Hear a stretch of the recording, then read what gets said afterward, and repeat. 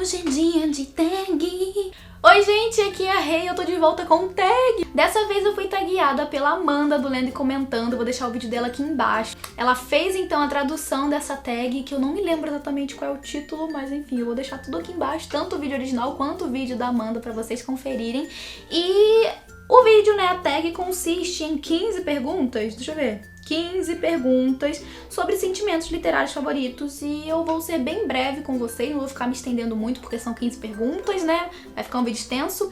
E eu vou falando aqui, vou soltando a capinha dos livros aqui pra vocês, porque nem todos os livros que eu vou falar eu tenho aqui na minha estante, mas vamos bora lá, né? Pergunta número 1 é aquela parte do livro onde o título faz sentido. Eu levei um tempo pra pensar, né, numa resposta que fosse, assim, a mais adequada pra essa pergunta, e eu cheguei à conclusão de que Os Ovos Azuis da Serpente é um exemplo perfeito pra isso, porque é um livro que você tem, assim, pontos de vista de vários personagens. Eu já fiz resenha aqui no canal, vou deixar aqui no card, mas enfim. É um thriller, uma espécie de thriller, assim, um suspense, que você tem uma perspectiva de vários personagens e você vai montando ali o quebra-cabeça da história, até que chega ao ponto em que você entende o que aquele autor tá te passando, né, o que ele tá querendo que você entenda, e daí tem um clique ali na sua cabeça de que você finalmente entende do porquê que o livro tem esse título, sabe? É bem inteligente, vai ver lá a resenha caso você ainda não tenha visto, que você vai entender melhor sobre o que se trata o livro. Número 2 é quando você finalmente começa a entender a importância de um livro ou autor que inicialmente você não gostou. Houve um tempo em que determinados autores, quando eram falados pra mim, assim, só o nome do autor já era falado, já ficava meio que com um ranço, porque me remetia à época da escola em que a gente era obrigado a fazer determinadas leituras e vamos combinar, né? Não é todo livro que vai funcionar pra determinada faixa etária. Então, eu confesso que na minha época, leitores clássicos brasileiros, por exemplo, na minha época de escola, não funcionava pra mim, tipo, eu não conseguia ler. Porém, hoje em dia eu já não tenho mais essa dificuldade. E Machado de Assis é um autor que, assim, eu tive muito essa dificuldade, porém, quando eu fui fazer o vestibular, eu precisei fazer uma leitura de um livro dele que chama Papéis Avulsos, que é um livro com várias histórias curtas. Eu não me lembro exatamente se são contos, eu acho que são contos, mas são várias histórias curtas dentro desse livro Papéis Avulsos.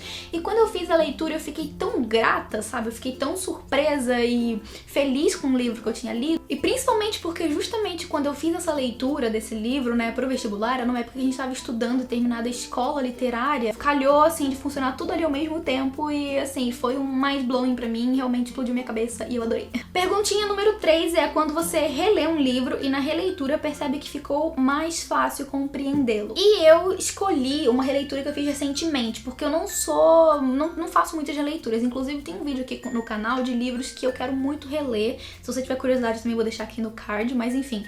Eu escolhi Lua Nova, da saga Crepúsculo, porque foi um livro que, quando eu li pela primeira vez, eu tive muitos problemas e eu fiquei com um certo preconceito com relação a esse livro na época que eu li, sabe? E esse preconceito veio sendo carregado comigo até agora, quando eu fiz a releitura pro projeto Revisitando Forks, que inclusive vai sair vídeo aqui no canal ainda, né? Aguardem. Mas eu tinha uma visão do livro que mudou, sabe? Então eu pude compreender melhor ali por que a situação teve... Eu pude compreender melhor por que teve toda aquela situação X ali no livro, por que os personagens tomaram as atitudes da forma como tomaram, sabe? Então eu tive uma visão um pouco mais clara da história, eu diria. A perguntinha número 4 é quando você ler um livro super hypado e gosta da leitura. E hype, muita gente já me perguntou, mas hype é quando um livro tá em alta. Tá todo mundo falando sobre esse livro, um livro tá muito famoso e tá todo mundo lendo o mesmo livro, como aconteceu, por exemplo, com 50 Tons de Cinza uns anos atrás, com Como Eu Era Antes de Você uns anos atrás também, com Crepúsculo também aconteceu. E aconteceu de eu ler alguns livros, assim, no período de hype, e um que eu li, que eu adorei no momento que ele tava sendo super lido, falado por todo mundo, é a trilogia Jogos Vorazes. Eu li junto com todo mundo ali, fiquei fascinada pelo universo, pela história, devorei os livros, assim, em questão de poucas semanas, sério, eu me apaixonei, amo até hoje, mas, assim, é o melhor exemplo que eu escolhi pra falar com vocês nessa categoria, nessa pergunta. Número 5 é quando você lê um livro que não estava esperando gostar, mas ama. E eu escolhi pra falar aqui o Dois Garotos Se Beijando, do David Levitan, e eu tava esperando não gostar desse livro porque eu já tinha lido um livro antes do autor, que é Will e Will, e que eu não tinha gostado de jeito nenhum, e era dessa temática LGBT, e eu pensei... talvez não funcione também, mas aí eu li e me surpreendi porque eu gostei bastante. Número 6 é quando alguém ama um livro que você indica e é assim, a sensação mais maravilhosa que eu poderia experimentar com relação ao meu trabalho, né, a indicar livros pra vocês, enfim, falar sobre livros na internet. Já aconteceu algumas vezes, na verdade várias vezes, algumas pessoas me falarem: nossa, olha só, eu li esse livro por indicação sua e eu amei, assim, só falta cair uma lágrima. Mas recentemente eu recebi muitas mensagens de pessoas que leram A Cor Púrpura por indicação minha e que gostaram muito, e eu fiquei muito feliz porque é um livro que eu amo. Nossa senhora, eu sou apaixonada e eu acho que eu amei tanto e me apaixonei tanto pela história que eu consegui transmitir isso pelos vídeos e consegui convencer pessoas a lerem também. E não sei, muita gente também adorou o livro. Eu fico muito, muito feliz com cada mensagem que eu recebo, não só sobre esse livro, mas com todos os livros que eu indico e que as pessoas leem por indicação minha e amam. Sério, gente, façam mais isso porque vocês fazem o meu dia. A número 7 é quando você encontra alguém que ama um livro que você pensou que só você gostava e que nunca iria encontrar ninguém que também gostasse. E eu escolhi O Perfume, do Patrick Süskind, porque é um livro não muito conhecido, assim. Ele é conhecido, na verdade, se não me engano, ele é até um clássico, mas ele não é muito falado, principalmente hoje em dia, assim, não tem muita gente que lê. E quando eu conheci pessoas que já leram ele também, minha amiga Lia, da minha sala, da minha turma, falou desse livro que ela já tinha lido e que achou incrível e que o filme também era excepcional, eu fiquei tipo, me dá um abraço porque eu também amei esse livro, vem cá. A número 8 é quando você acha alguém que odeia o mesmo livro que você. E odiar é uma palavra muito forte, não vou dizer assim que eu odiei alguns livros, mas tem vários livros assim que eu detestei, então acho que tá meio perto ali, né? Inclusive tem um vídeo aqui no canal de livros que eu não gostei, que eu vou deixar linkado aqui caso você também tenha curiosidade de saber quais são esses livros. Mas eu escolhi um em específico que tá nessa lista, que é justamente o Will Will, do John Green e do David Levitan, que foi o livro que eu li antes de Dois Garotos Se Beijando, e por isso eu fiquei com medo de não gostar de Dois Garotos Se Beijando, mas porque eu não tinha gostado de Will Will. E eu conheci algumas pessoas também que não gostaram desse livro e que conversaram comigo e também, assim, dividiam as mesmas opiniões que eu. Tanto Will Will, vou citar dois, né? Will Will, que é o John Green e David Levitan, e outro que é só do John Green, que é o Cidade de Papel, que eu achei péssimo. E também já conheci pessoas que não gostaram e a gente bateu um papo, assim, sobre do porquê que a gente não gostou desse livro.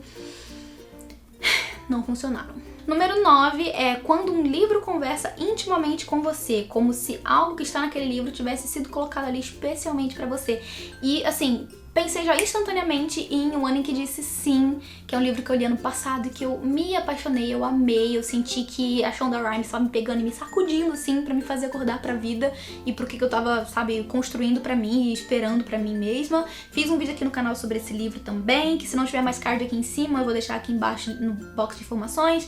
É um livro sensacional, eu tirei muito proveito daquela leitura, sabe, eu realmente absorvi bastante coisa do que a Shonda vivenciou e, sabe, tava passando pra gente ali naquele livro. É um livro também excepcional que eu super indico pra todo mundo, tô sempre indicando aqui no canal, então vai lá assistir a resenha e leia esse livro. Número 10, quando um livro faz você se sentir menos sozinho. Cara, sinceramente, eu tenho a impressão de que eu não estou sozinha se eu estiver lendo qualquer livro, sabe? Eu posso estar sozinha, literalmente, mas eu não me sinto sozinha quando eu tô lendo um livro que eu tô realmente gostando, né? Mas tem um que me traz mais essa sensação, assim, de estar em casa, estar com seus amigos, com suas famílias, que enfim, é Harry Potter. Eu tenho muito na minha cabeça essa coisa de que quando a gente volta com o Harry pra Hogwarts, a gente tá voltando pra casa, a gente tá voltando pros nossos amigos, a gente tá voltando pra nossa família ali que acolheu a gente. Eu tenho muito essa impressão, então sempre que eu leio ou releio, então sempre que, assim, eu assisto Harry Potter ou eu releio algum livro, eu tenho muito essa impressão de que eu não tô sozinha, eu tô no meio da minha galera, entendeu? A número 11 é quando um livro é muito difícil de ler e de compreender, mas é muito válido, no sentido de que a experiência vale a pena. E eu escolhi um livro que não é teórico, né? Na verdade ele é de arquitetura, que é o Inquietação Teórica e Estratégia Projetual, que é um livro, né, teórico de arquitetura. Beijos. E é um livro que eu tive certa dificuldade em ler. Eu ainda não finalizei, é um livro que, assim, eu vou lendo bem em doses homeopáticas, sabe? Mas é um livro que o autor vai falar sobre alguns arquitetos, sabe? Ele vai falar sobre alguns arquitetos e suas obras e como que eles trabalhavam e como que a teoria estava relacionada com a arquitetura desses né, desses arquitetos, o trabalho desses arquitetos, e é algo um pouco complicado de se entender, principalmente quando você não tem muita bagagem teórica do assunto. Então você precisa pesquisar, você precisa prestar muita atenção, tá sempre fazendo anotações, fazendo resumos e pesquisando na internet, enfim, é um livro trabalhoso, mas a experiência vale muito a pena, principalmente para quem é da área, né, para quem quer compreender melhor sobre arquitetura, compreender melhor sobre as obras arquitetônicas, sobre os arquitetos, enfim, né, é um livro que a experiência vale muito a pena, principalmente para quem é da área, mas é bastante dificilzinho de ler. A número 12 é quando um livro te desafia, coloca em xeque suas crenças pessoais e te faz repensar sua vida. E para essa pergunta eu escolhi o Aprendizados, da Gisele Bündchen. É um livro que eu li recentemente, é uma espécie de autobiografia, só que a Gisele não traz unicamente a história da sua vida, de como ela saiu de uma cidade, sabe, do interior do Brasil para se tornar uma top model mundial aí, famosíssima, riquíssima e quem ela é hoje. Porém, ela vai trazer muitos aprendizados que ela adquiriu ao longo da vida dela, ao longo das circunstâncias que ela viveu, ao longo das situações às quais ela foi posta à prova, né? E enquanto eu li, eu tive muita sensação de que ela tava conversando comigo literalmente, sabe? Me contando e me fazendo enxergar as coisas de uma forma que eu não enxergava ainda, e até mesmo nos pontos em que a gente meio que concorda, né? Nos nossos pontos de vista que são, assim, parecidos ou iguais, eu me senti realmente muito, sabe, surpresa pela forma como ela colocou tudo isso em palavras, ou pela forma como ela chegou em determinada conclusão que a gente tem em comum, só que de forma diferente.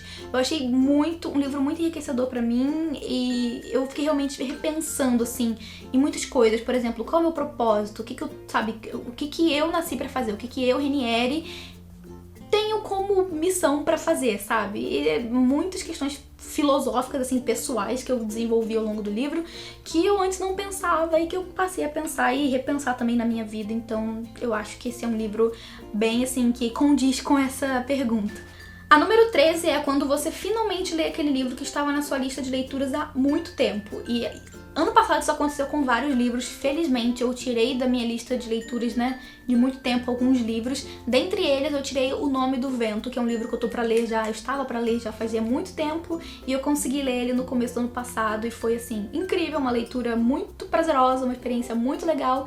Eu amei ter lido, então é isso. Número 14, quando você relê um livro que amou ou odiou e a sua relação com ele muda porque você é uma pessoa diferente agora. E eu volto com Lua Nova. Eu acho que o fato de eu ter amadurecido as minhas ideias, os meus pensamentos, os meus sentimentos, a minha visão de mundo, eu consegui enxergar em Lua Nova outra faceta, sabe? Que eu não enxergava antes. Pra mim, Jacob sempre foi um cara chato que tava ali no pé da Bella e do Edward querendo atrapalhar os dois, lá nos meus 13 anos. Hoje, com os 23, eu tive uma outra visão do Jacob, de como ele foi essencial para que a Bella não sucumbisse. E do quão perto ela esteve de desenvolver uma doença, sabe, psicológica seríssima, depois que o Edward foi embora.